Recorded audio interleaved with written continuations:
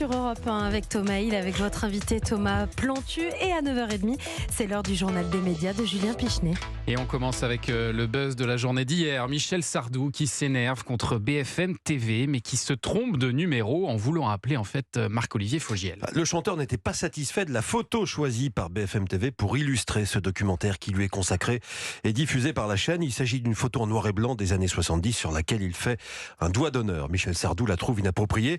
Alors pour le faire savoir, il a appelé Pascal Praud hier dans l'heure des pros sur CNews.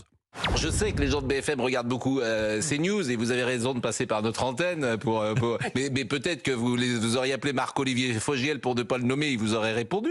J'imagine, d'autant que je crois que BFM est partenaire. BFM est partenaire de votre tournée. Mais 5 fois j'ai appelé, 5 fois il me répond pas. 5 fois j'ai appelé, 5 fois il a appelé sur un faux numéro. Marc-Olivier Fogiel, patron de BFM TV, a répondu à Michel Sardou hier soir sur X. Michel, tu t'es trompé de numéro, tu as laissé un message sur mon ancien numéro, je t'aurais évidemment rappelé, on change la photo. À BFM, on continue à beaucoup t'aimer, a écrit Marc-Olivier Fogiel. Et puis M6 a présenté hier le documentaire événement que la chaîne diffusera fin novembre. Famille de paysans, 100 ans d'histoire sera précisément diffusé dans 20 jours, le lundi 27 novembre à 21h10, soit une semaine après la fin de la 18e saison de L'Amour est dans le pré. Il s'agit d'un documentaire présenté et réalisé par Karine Le Marchand. Documentaire sérieux, engagé, parfois grave, qui retrace les bouleversements du monde agricole de ces dernières décennies à travers les témoignages souvent poignants de 6 familles d'agriculteurs. Après la projection, j'ai discuté avec le directeur adjoint des programmes d'M6, Jonathan Curiel. Selon lui, il n'y a rien d'étonnant à voir Karine Le Marchand proposer ce genre de programme. Elle a une crédibilité en la matière qui effectivement est très forte. Elle est référente en matière du monde agricole.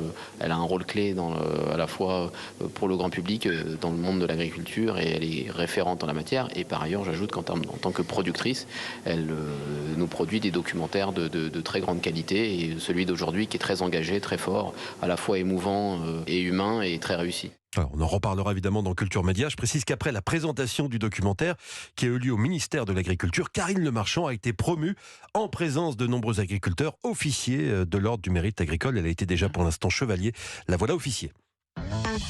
Et puis pendant ce temps-là, Nicolas de Taverneau annonçait que Stéphane Plaza allait rester à l'antenne. Les enquêtes internes n'ont donné aucun élément qui justifierait une sanction, estime le patron d'M6, selon qui les collègues de l'animateur vedette de la chaîne auraient même plutôt tendance à le défendre dans ces enquêtes. Nicolas de Taverneau confirme que malgré les demandes de déprogrammation de militantes féministes, les émissions de Stéphane Plaza, qui a été accusé de violence conjugale par plusieurs anciennes de ses petites amies, resteront bien à l'antenne.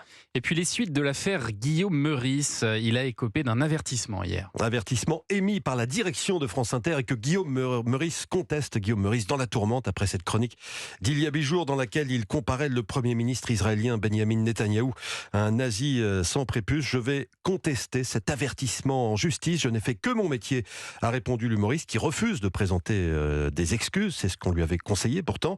Pendant ce temps-là, hier, la PDG de Radio France, Sybille Veil, écrivait aux 4500 salariés du groupe pour rappeler ce que travailler pour le service public veut dire. Le service public n'est pas à la disposition des engagements individuels et des carrières personnelles. Bien sûr, on peut rire de tout, mais il y a une manière de le faire. Cette exigence de responsabilité et de modération s'impose à chaque salarié de Radio France, y compris aux humoristes. Fin de citation. Qu'est-ce que vous en pensez, Plantu? Il aurait dû s'excuser, Guillaume Meurice? Je crois qu'il y a 2 périodes dans sa vie. Je pense que jusqu'à présent, il y a une période où il a fait son métier, parce que c'est un métier tout à fait respectable, et dans l'irrespect, parce que c'est un métier dont le boulot, c'est l'irrespect. Ouais. Et à la fois, il ne peut pas ne pas être conscient de les retentissements qu'il y a eu autour de son intervention. Et je pense que, vous savez, je défends énormément de dessinateurs de presse qui vivent le dérapage. Qu'est-ce que c'est qu'un dérapage ?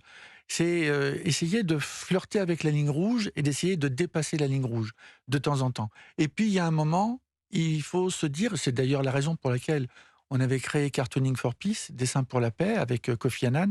On y rassemble des chrétiens, des juifs, des musulmans, pour essayer de continuer à faire du dérapage tout en étant conscient de ce que peuvent entendre les autres. Et des fois, il y a des surprises.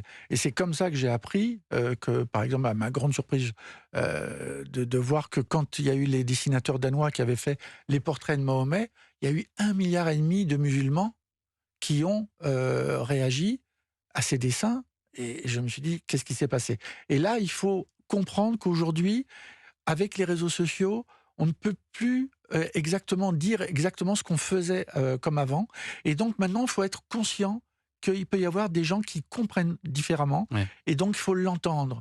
Et moi, je pense qu'il faut entendre la parole des gens qui, des fois, sont sincères, mais qui sont outrés. C'est d'ailleurs la raison pour laquelle, même Charlie Hebdo, quand il faisait des blagues sur la Shoah, ne le font plus aujourd'hui. Il le faisait avant avec un dessinateur extraordinaire qui s'appelle Villemain. Il avait fait un livre qui s'appelait Hitler égale SS. Évidemment qu'ils ne le font plus, parce qu'ils se sont rendus compte qu'il y a des gens qui comprennent autre chose. Et à ce moment-là, il faut se dire, il faut ne rien changer sur le fond. S'il a envie de critiquer Netanyahou, il n'y a aucun problème.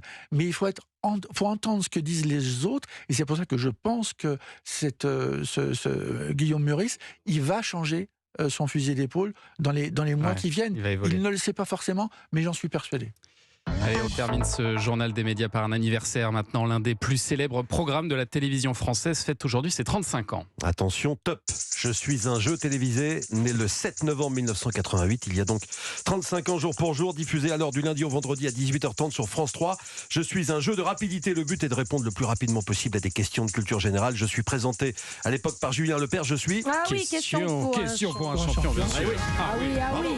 Et vous êtes champion. Ça fait plaisir. Je me suis rendu à un enregistrement à la Plaine Saint-Denis. Là-bas, on m'a donné quelques chiffres. Question pour un champion, c'est 11 200 émissions. 35 000 candidats en 35 ans et 850 000 questions posées. J'ai retrouvé la toute première. Combien de cercles sur le drapeau olympique ? 5. Bravo. Ça ? Bah ouais, bravo. Les nombres de continents. J'ai demandé aussi à l'animateur du jeu, Samuel Etienne, comment il expliquait un tel succès. Je rappelle que jusqu'ici, il y a un seul jeu, un seul en France, des chiffres et des lettres, qui avait réussi à atteindre l'âge de 35 ans. Déjà, l'ADN, c'est le niveau de difficulté. En fait, c'est le jeu le plus difficile du PAF, donc il a cette image-là, donc un peu d'excellence, un candidat qui gagne ici, il est super fier. Ensuite, moi, il faut saluer le travail de Julien Lepers, qu'il a porté pendant 27 ans ce jeu. S'il n'y avait pas eu Julien, ce jeu n'aurait pas connu cette ancienneté, ça j'en suis sûr. Et puis, il y a le travail qui est fait depuis, avec toute l'équipe, depuis presque 8 ans maintenant, où on a essayé de le rafraîchir, de le détendre. Moi, aujourd'hui, l'objectif, et je crois qu'on y est arrivé, c'est que même quelqu'un qui ne trouve jamais une bonne réponse à ce jeu qui est si difficile, passe quand même un bon moment devant question. Samuel Etienne qui a succédé à Julien Lepers à la présentation du jeu en 2016. Bon, il parle de prendre du plaisir. J'ai fait les sélections par téléphone pour ne rien vous cacher. Thomas, je voulais faire une surprise et apparaître là-bas. Donc j'ai répondu à 5 questions sur 50. Ça a été dur, hein. Franchement, ça a été dur. Pour l'ego, c'est dur. Ah mais le niveau est très très costaud à question pour un champion. Merci beaucoup Julien Pichenet pour ce journal des médias.